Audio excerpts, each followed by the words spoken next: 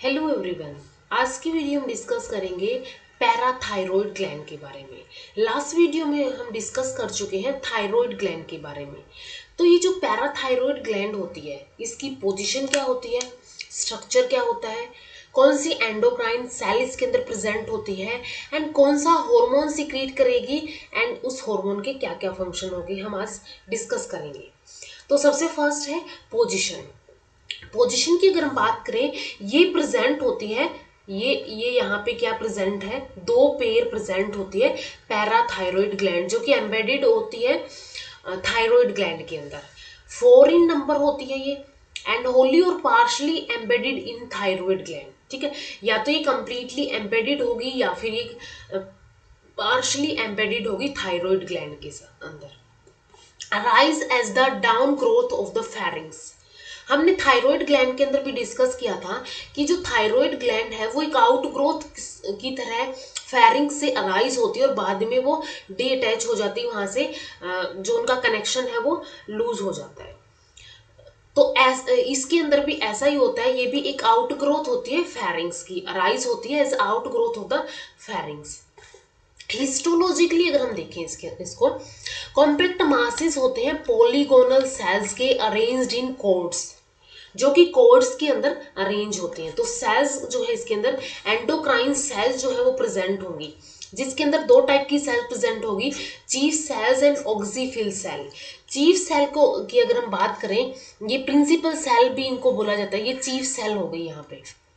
And जो ये थोड़ी सी और ज्यादा जो और ज्यादा डार्क कलर में नजर आ रही है, ये क्या है, ऑक्सीफिल सेल है। ये यहाँ पे ब्लड कैपिलरीज प्रेजेंट है, थायरॉयड ग्लैंड के अंदर एम्बेडेड है, तो ये थायरॉयड ग्लैंड के फॉलिकल्स हमें नजर आ रहे हैं। तो ये हो गई, इसके अंदर एंडोक्राइन सेल्स प्रेजेंट होती है।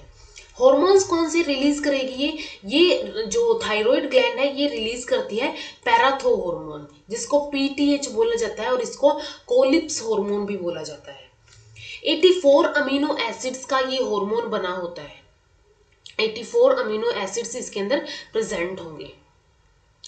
अब इसकी जो सिक्रीशन है या फिर इसके अंदर जो है एक नेगेटिव फीडबैक कंट्रोल होता है, तो इसकी सिक्रीशन है, जो भी इसकी सिक्रीशन है, जब भी लो लेवल होगा कैल्शियम का ब्लड के अंदर, उस टाइम पे क्या हो जाएगी, फीडबैक कंट्रोल के थ्रू इसका स्टिमुलेशन होगा या फिर इसकी सिक्रीशन होगी। तो ये कैसे होगी, सबसे फर्स्ट क्या होगा, लो ब्लड कैल्शियम लेवल हो जाएगा। ठीक है, लो ब्लड कैल्शियम लेवल होने के बाद पीटीएच जो है ये क्या हो जाएगा, ये रिलीज होना स्टार्ट हो जाएगा। और ये पीटीएच रिलीज होके ये क्या क्या करेगा, अब पीटीएच रिलीज होने के बाद ये फर्स्टली तो करेगा बोन ब्रेकडाउन, रिलीजेस कैल्शियम, क्योंकि कैल्शियम जो है लेवल लो हो गया है, तो ये बोन्स को ब्रेक डाउन करके कैल्शियम्स को रिलीज करना स्टार्ट कर देगा बोन्स में से। किडनी के अंदर क्या करेगा अब, ये kidney holds on to more calcium increased vitamin D, तो किडनी से भी क्या करना स्टार्ट कर देगा, यहाँ पे जो है जो मोर कैल्शियम यहाँ से क्या कर देगा, रिलीज करना स्टार्ट कर देगा, और विटामिन डी है ये भी क्या हो जाएगा, यहाँ पे इंक्रीज हो जाएगा। नंबर 3 इफेक्ट होगा इसका, इंटेस्टाइन एब्जॉर्ब मोर कैल्शियम, और इंटेस्टाइन भी ज्यादा से ज्यादा कैल्शियम एब्जॉर्ब करना स्टार्ट कर देगी, ताकि वो कैल्शियम किसके अंदर भेज दे, ब्लड के अंदर भेज दे, और ब्लड का जो कैल्शियम है वो नॉर्मल हो जाए। और इन तीनों से क्या हो जाएगा, यहाँ पे increased blood calcium level, blood calcium level increase हो जाएगा। और ये इंक्रीज होने के बाद ये क्या करेगा, इस पीटीएच को रोक देगा, यहाँ पे कि यहाँ पे अब नॉर्मल हो गया है जो कैल्शियम लेवल है ब्लड के अंदर, तो ये इसके ऊपर अपना नेगेटिव फीडबैक कंट्रोल देगा, और ये जो पीटीएच है उसको क्या कर देगा, स्टॉप कर देगा, या फिर उसका सिक्रीशन जो है इनहिबिट कर देगा। तो ये इसका सिक्रेशन होता है और ऐसे इसका इनहिबिशन होता है। फंक्शंस कौन कौन से परफॉर्म करेगा PTH, increase calcium level to normal by following action, कौन कौन से एक्शन से करेगा भी, सबसे फर्स्ट है इंक्रीज एक्टिविटी ऑफ ओस्टियोक्लास्ट। अभी हमने देखा था कि बोन से ये बोन का ब्रेकडाउन स्टार्ट कर देगा, तो ये ओस्टियोक्लास्ट की एक्टिविटी इंक्रीज कर देगा, जिसकी वजह से विच separate calcium from the bones into the blood, plasma. तो ये क्या करेगा, कैल्शियम को सेपरेट करके ब्लड के अंदर भेजना स्टार्ट कर देगा। सेकंड इसके अंदर होगा reduce excretion of calcium in urine. Urine के अंदर कैल्शियम का एक्सक्रीशन ये रिड्यूस कर देगा। As increase reabsorption of calcium in ascending limb, loop of Henle, DCT and collecting tubule. जो असेंडिंग लिम्ब होता है लूप ऑफ हैनले का, डीसीटी एंड कलेक्टिंग ट्यूब्यूल, इन तीनों के अंदर रीएब्जॉर्प्शन इंक्रीज हो जाएगा। तो अगर रीएब्जॉर्प्शन इंक्रीज हो गया तो ऑटोमेटिकली यूरिन के अंदर कैल्शियम की जो एक तरह से जो कंसंट्रेशन है या फिर कैल्शियम का लेवल है वो क्या हो जाएगा, डिक्रीज हो जाएगा। नंबर थर्ड क्या होगा इसके अंदर, increase reabsorption of calcium from intestine. Calcium का जो रीएब्जॉर्प्शन है वो क्या हो जाएगा, इंटेस्टाइन से भी इंक्रीज हो जाएगा। तो इन तीनों वेज में क्या किया जाएगा, कैल्शियम लेवल को इंक्रीज किया जाएगा अप टू नॉर्मल, क्योंकि नॉर्मल होने के बाद अगर और ज्यादा बढ़ता है तो ये क्या कर दिया जाएगा, नेगेटिव फीडबैक कंट्रोल के थ्रू इनहिबिट कर दिया जाएगा। जो पीटीएच है पैराथायरॉइड्स ग्लैंड का, एंड जो टीसीटी हमने बात की थी थायरोकैल्सिटोनिन, थायराइड ग्लैंड से केस में हमने सेकंड हार्मोन की बात की थी। प्राइमरी हार्मोन तो वहां पे क्या था, थायरोक्सिन था, T3 एंड T4 थे, एंड सेकंड हार्मोन वहां पे क्या था, टीसीटी थायरोकैल्सिटोनिन था। तो थायराइड ग्लैंड से तो पीटीएच पैराथायरॉइड से होगा एंड टीसीटी थायराइड से होगा। ये दोनों के दोनों हार्मोन जो होते हैं एंटागोनिस्टिक इफेक्ट प्रोड्यूस करते हैं एक दूसरे के ऊपर एंटागोनिस्टिक इफेक्ट प्रोड्यूस करेंगे। लेकिन एंटागोनिस्टिक तो करते ही हैं, साथ में ये क्या करते हैं, but coordinate to regulate the calcium phosphorus balance in the body. साथ में ये कैल्शियम फॉस्फोरस का बैलेंस जो है बॉडी के अंदर वो भी रेगुलेट करके रखते हैं। नॉर्मल कैल्शियम फॉस्फोरस बैलेंस किस में हेल्प करेगा, normal growth of the bones, teeth, normal muscle contraction, nerve impulse conduction and blood clotting. ये सारे फंक्शंस होंगे नॉर्मल कैल्शियम फॉस्फोरस बैलेंस के, जो किसके थ्रू मेंटेन किया जाता है, कोऑर्डिनेट किया जाता है पैराथायरॉइड हार्मोन्स के थ्रू एंड थायराइड हार्मोन्स के थ्रू, जिसको हम बोलते हैं टीसीटी थायरोकैल्सिटोनिन के थ्रू। तो ये दोनों हार्मोन क्या करेंगे, रेगुलेट करके रखेंगे और कोऑर्डिनेट करके रखेंगे। इसके बाद जो कंडीशंस आती है, या तो हार्मोन का लेवल इंक्रीज हो जाए या हार्मोन का लेवल डिक्रीज हो जाए, यानी या तो हाइपो कंडीशन आ जाए या फिर हाइपर आ जाए। तो ये दोनों कंडीशन में ही क्या होगा, सबसे फर्स्ट है हाइपो पैराथायरॉइडिज्म, यानी कि यहाँ पे क्या हो गया, जो पीटीएच है वो क्या हो गया है, डिक्रीज हो गया है, पीटीएच डिक्रीज हो गया है यहाँ पे, लो पीटीएस। तो ये क्या कोज करेगा, हाइपो पैराथायरॉइडिज्म कोज करेगा। ये हाइपो पैराथायरॉइडिज्म क्या करेगा, अब ये कर सकता है leads to parathyroid tetany, parathyroid tetany cause कर सकता है। ऐसे ऐसे हैंड्स हो जाते हैं, फीट हो जाते हैं पैराथायरॉइड टिटेनी के अंदर। ये जो पैराथायरॉइड टिटेनी है इसके कैरेक्टरिस्टिक फीचर्स होते हैं, यानी कि इसको कैरेक्टराइज किया जाता है fall in calcium level, calcium level decrease हो गया है जिसको हम बोलेंगे hypocalcaemia, rise in phosphorus level in blood due to increase loss of calcium ion in urine. ठीक है, पहले क्या कर रहे थे, कैल्शियम और फॉस्फोरस क्या कर रहे थे, आपस में बैलेंस कर रहे थे, रेगुलेट कर रहे थे।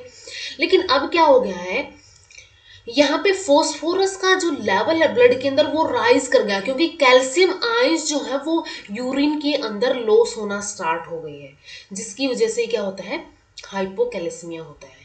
तो कैल्शियम लेवल ब्लड के अंदर क्या हो जाएगा, यहाँ पे डिक्रीज हो जाएगा।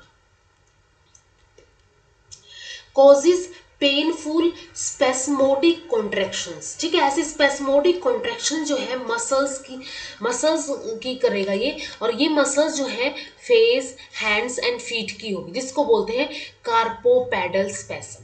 ठीक है, कार्पोपेडल स्पेसम जो है ये कोज करेगा, और ये कार्पोपेडल स्पेसम जो है मोस्ट कॉमन होता है वुमेन के अंदर। ठीक है, वुमेन के अंदर मोस्ट कॉमन होगा इन देयर मीनोपोजल पीरियड। जो वुमेन्स अपने मीनोपोजल पीरियड के अंदर होगी उनके अंदर ये क्या होगा, मोर कॉमन होगा।